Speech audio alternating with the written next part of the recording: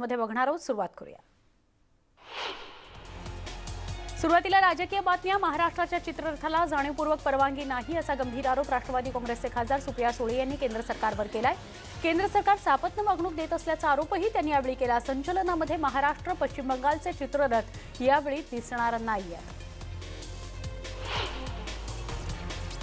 महाराष्ट्र आणि पश्चिम बंगालचे चित्ररथ यावेळी प्रजासत्ताक दिनी दिसू नयेत, यामागे राजकीय षडयंत्र आहे का अशी शंका शिवसेना खासदार संजय राऊतांनी ट्विट करत उपस्थित केली आहे। आम्ही प्रखर राष्ट्रभक्त आहोत, हा आमचा गुन्हा आहे का असा प्रश्नही त्यांनी ट्विटच्या माध्यमातून विचारलाय। राऊतांनी ट्विट करून केंद्र सरकारवर प्रश्न विचारून टीका केली आहे। प्रजासत्ताक दिनावर राष्ट्रवादी काँग्रेस आणि शिवसेना नेत्यांनी केलेले आरोप दिशाभूल करणारे असल्याचं मत भाजप नेते सुधीर मुनगंटीवार यांनी केलं आहे। सुधीर मुनगंटीवारांनी सरकारच्या टीकेला प्रत्युत्तर दिलं आहे। कोल्हापूर जिल्हा परिषदेमध्ये सत्तांतर झालं असून भाजपची सत्ता अखेर संपुष्टात आली। अध्यक्षपदी बजरंग पाटील, उपाध्यक्षपदी राष्ट्रवादी काँग्रेसचे सतीश पाटील विजयी झालेत। कोल्हापूर जिल्हा परिषदेमध्ये महाआघाडीचा फॉर्म्युला यशस्वी झाला। बजरंग पाटील 18 मतांनी तर सतीश पाटील 18 मतांनी विजयी झाले। पण नाशिक जिल्हा परिषदेवर मात्र भगवा फडकलाय। शिवसेनेचे बाळासाहेब क्षीरसागर यांची बिनविरोध निवड झाली आहे। नागपुरात नाशकात महाविकास आघाडीचा प्रयोग यशस्वी ठरलाय। शिवसेनेच्या नगरसेवकाला राष्ट्रवादी काँग्रेस आणि काँग्रेसने पाठिंबा दिला आणि क्षीरसागर यांची बिनविरोध निवड झाली। खाते वाटप आज संध्याकाळपर्यंत होईल असं राज्याचे महसूल मंत्री आणि काँग्रेसचे प्रदेशाध्यक्ष बाळासाहेब थोरात म्हणाले। खाते वाटपावरून काँग्रेसमध्ये मतभेद नाहीत, त्यामुळे मतभेदामुळे उशीर होतोय हे म्हणणं योग्य नाही असं ते म्हणाले। काँग्रेसची आज अंतर्गत बैठक सुद्धा झाली। खाते वाटपाचं काम अंतिम टप्प्यात असून ते आज पूर्ण होईल अशी प्रतिक्रिया उपमुख्यमंत्री अजित पवारांनी दिली। ठाकरे सरकारचं खाते वाटप अद्याप जाहीर न झाल्यामुळे विरोधकांनी टीकेची झोड उठवली होती, त्याला उत्तर देताना अजित पवारांनी स्पष्टता केली। पण शरद पवारांची प्रतिक्रिया काय बघा। तिन्ही पक्षांचं खातेवाटप आधीच झालेलं आहे, सगळं काही ठरलेलं आहे, त्यामुळे कुठल्याही पक्षात खातेवाटपावरून वादविवाद नाहीत असं राष्ट्रवादी काँग्रेसचे अध्यक्ष शरद पवार म्हणतायत। ते अहमदनगरमध्ये बोलत होते। एकनाथ खडसे शिवसेनेच्या संपर्कात आहेत असा दावा शिवसेनेचे मंत्री गुलाबराव पाटील यांनी जळगावमध्ये केला। जळगाव जिल्हा परिषदेच्या निवडणुकीसाठी भाजपचे काही जण महाविकास आघाडीच्या संपर्कात आहेत असं पाटील म्हणाले। त्याचवेळी नाथाभाऊही संपर्कात आहेत असं पाटील सांगायला विसरले नाहीत, त्यामुळे आता खडसेंबद्दलच्या चर्चांना पुन्हा उधाण आलं आहे। ठाकरे सरकारच्या मंत्रिमंडळामध्ये काँग्रेस आमदार प्रणिती शिंदे यांना कोणतंही स्थान न दिल्यानं सोलापूर काँग्रेसमधील शिंदे समर्थकांनी चक्क धरणं आंदोलन सुरू केलंय। प्रणिती शिंदेंना मंत्रिमंडळात न घेतल्यास पक्ष निरीक्षक मल्लिकार्जुन खरगे यांचा प्रतिकात्मक पुतळा जाळून दिल्लीश्वरांचं लक्ष वेधून घेऊ असा इशारा काँग्रेस कार्यकर्त्यांनी यावेळी दिला। डॉक्टर तानाजी सावंत यांना मंत्रिमंडळातून वगळल्यानं शिवसैनिकांमध्ये नाराजी असल्याचं चित्र आहे। या संदर्भात शिवसेना पदाधिकाऱ्यांची बैठक पार पडली। दरम्यान शिवसैनिक मुख्यमंत्री ठाकरे यांची भेटही घेणार असल्याची माहिती आहे।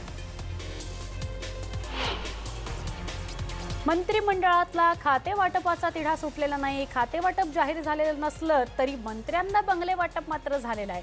उपमुख्यमंत्री अजित पवारांना देवगिरी बंगला दिला गेलाय। अशोक चव्हाणांना मेघदूत बंगला दिला गेलाय। मेघदूत हा आधी बाळासाहेब थोरातांना दिला गेला होता। पहिल्यांदाच आमदार आणि कॅबिनेट मंत्री झालेले आदित्य ठाकरेंनाही बंगला मिळालेला आहे, तो थेट मंत्रालयासमोरचा। उपमुख्यमंत्री पदाची शपथ घेताच अजित पवार कामाला लागलेले आहेत। अजित पवारांनी इंदू मिलच्या जागेची पाहणी केली। यावेळी 2022 पर्यंत आंबेडकर महाराजांच्या बाबासाहेब आंबेडकरांच्या स्मारकाचं काम पूर्ण करणार असल्याची हमी त्यांनी दिली। तसंच ज्येष्ठतेनुसार दालनाचं वाटप करण्यात आल्याचं सूचक वक्तव्यही त्यांनी केलं।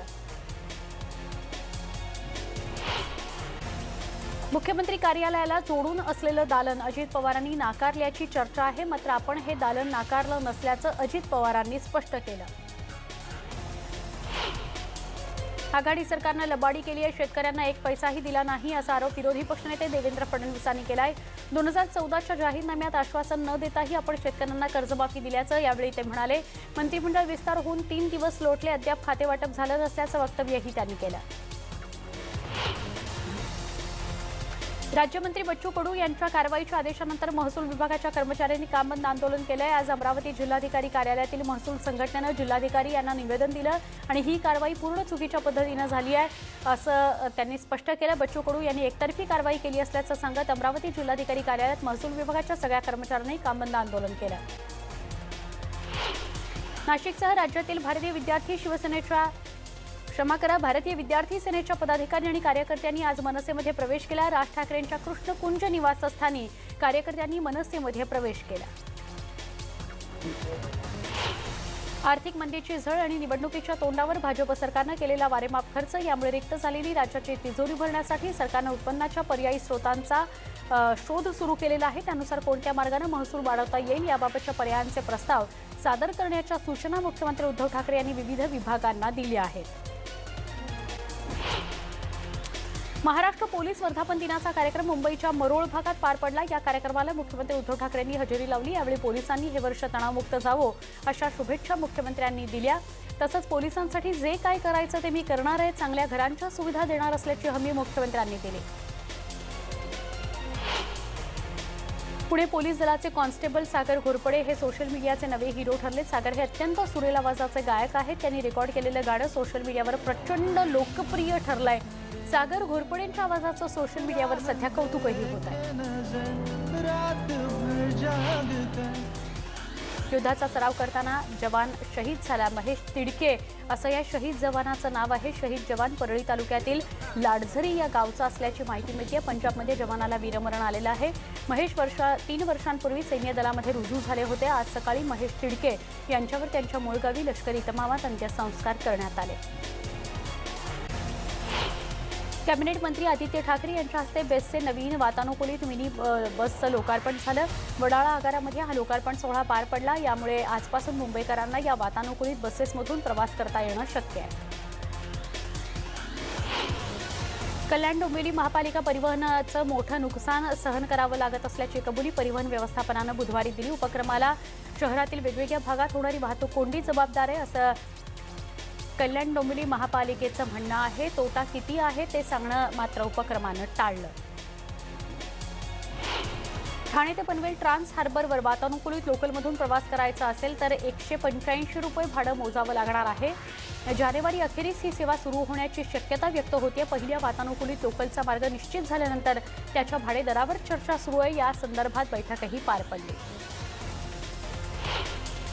नवी मुंबई विमानतळ परिसरातील बांधकामाची उंची जिच्या मर्यादेमुळे अडगळीत पडलेला सिडकोचा कोट्यवधी रुपये उत्पन्न देणारा बेलापूर इथला पारसिक टेकडीवरील खारघर हिल प्लॅच्यू हा प्रकल्पाच्या बांधकामाच्या आशा उंचावल्या आहेत। तिथल्या बांधकाम उंचीची अट शिथिल झाल्यानं या प्रकल्पाच्या पुनरुज्जीवनाचे प्रयत्न सुरू झालेले आहेत। 3 जानेवारीला सावित्रीबाई फुले यांची जयंती। 1 जानेवारीला फुले दाम्पत्यानं मुलींची पहिली शाळा सुरू केली। यंदा सावित्रीबाईंची 189वी जयंती असल्यानं पुण्यातील डेक्कन एज्युकेशन सोसायटीच्या अहिल्यादेवी शाळेतील 189 विद्यार्थिनींनी सावित्रीबाईंचं अनोख्या पद्धतीनं स्मरण केलं।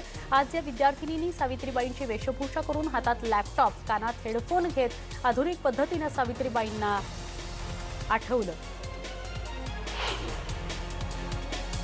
परभणीमध्ये मोठ्या प्रमाणावर थंडी पडली आहे। या ठिकाणी थंडीपासून संरक्षण करण्यासाठी चुलीसमोर बसलेल्या महिलेचा जळून दुर्दैवी अंत झालाय। वैजंताबाई घुंबरे चुलीजवळ शेक घेण्यासाठी बसल्या असताना त्यांच्या साडीनं पेट घेतला। शासकीय रुग्णालयात उपचारादरम्यान 60 वर्षाच्या वैजंतीबाईंचा मृत्यू झाल्याची माहिती आहे। राजस्थानच्या अलवरमध्ये आज धुक्यामुळे विचित्र अपघात घडला। 8 ते 10 गाड्या एकमेकांवर आदळल्या। त्यामुळे अनेक जण गंभीर जखमी झाले। धुक्यामुळे अनेकदा असे अपघात होतात। दृश्यमानता कमी झाली तरी आपल्याकडचे सगळेच वाहन चालक वेग कमी करत नाहीत। त्यामुळे 2 गाड्यांचा अपघात झाला की मागच्या सगळ्या गाड्याही एकमेकांवर आदळतात। स्पीड न्यूजमध्ये इथे एक छोटासा ब्रेक घेणार आहोत। अजून काही वेगवान बातम्यांसाठी काही क्षणात भेटूया। पहा फक्त न्यूज। जिल्ह्यातील पाथर्डी तालुक्यातल्या टाकली या फाट्यावर एका वाढदिवसाच्या कार्यक्रमात तरुणांनी तलवारीचं खुलेआम प्रदर्शन केलं होतं।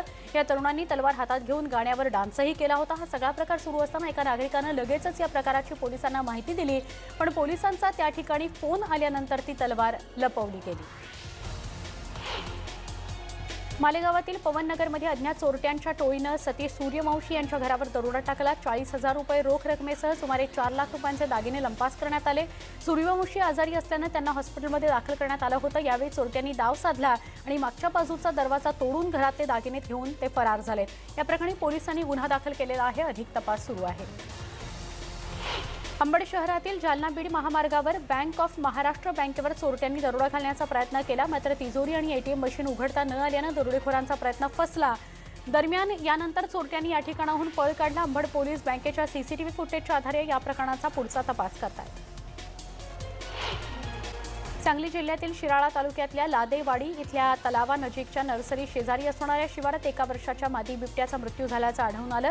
मांगले परिसरातील गेली 2 वर्षांपासून बिबट्याचा मोठ्या प्रमाणात वावर असलेली ही जागा आहे. मांगले, लादेवाडी, चिखलवाडी, फकीरवाडी, शिंगटेवाडी, इंगरुळ या शिवारात बिबट्या सतत लोकांच्या दृष्टीपथात पडत असतात. नागपुरामध्ये पुन्हा एकदा अवकाळी पावसाला सुरुवात झाली. जिल्ह्याच्या अनेक भागात रिमझिम पावसानं हजेरी लावली. सकाळपासूनच ढगाळ वातावरण होतं. त्यानंतर आता पावसानं अनेक भागात हजेरी लावली आहे. मात्र या अवकाळी पावसामुळे अनेक पिकांना मोठा फटका बसणार आहे. वर्धा जिल्ह्यात गेल्या 4 दिवसांपासून ढगाळ वातावरण असून काही ठिकाणी रिमझिम पाऊस पडतोय. कारंजा आणि आर्वी या तालुक्यात आज पहाटे गारपीट झाली. त्यामुळे वातावरणात गारठा आला. या अवकाळी पावसानं तूर, चणा आणि गहू पिकाचं नुकसान होण्याची शक्यता बळावली आहे. वाशिम जिल्ह्यात मध्यरात्रीच्या सुमारास अनेक ठिकाणी रिमझिम पाऊस झाला. सकाळी रिसोड तालुका तसंच मानोरा या तालुक्यातील इंझोरी या परिसरात पाऊस पडला. तसंच जिल्ह्यात सर्वदूर दाट धुक्याची चादर पसरली आहे. या धुक्यामुळे जवळचंही दिसणं कठीण झालं. वाहन चालकांना याचा मोठा त्रास होत होता. या अवकाळी पावसामुळे हवेत गारव्यानं तापमानात मोठी घट झाली. सततच्या धुक्यामुळे भाजीपाला आणि रब्बीतील गहू, हरभरा या पिकाचं तसंच तूर या पिकाचं मोठं नुकसान झालंय. बळीराजा त्यामुळे चिंताग्रस्त झालेला आहे. अमरावती जिल्ह्यातील अनेक तालुक्यांमध्ये आज सकाळी विजांच्या कडकडाटासह मुसळधार अवकाळी पाऊस झाला. यावेळी जोरदार गारपीटही झाली. त्यामुळे खरीपातील तूर, कपाशी तर रब्बीमधील गहू, हरभरा या पिकांचं मोठं नुकसान झालंय. अंजनगाव, सुरजी, धारणी, तिवसा आदी तालुक्यातील पावसासह गारपीट झालेल्या भागांना जबर फटका बसलाय. यवतमाळमध्ये सलग दुसऱ्या दिवशी अवकाळी पावसानं झोडपलंय. जिल्ह्यात काही भागांमध्ये गारपीट झाली. पावसामुळे कापूस, तूर या पिकांना फटका बसला. त्यामुळे शेतकरी पुन्हा एकदा आर्थिक संकटात सापडल्याची चिन्ह आहेत.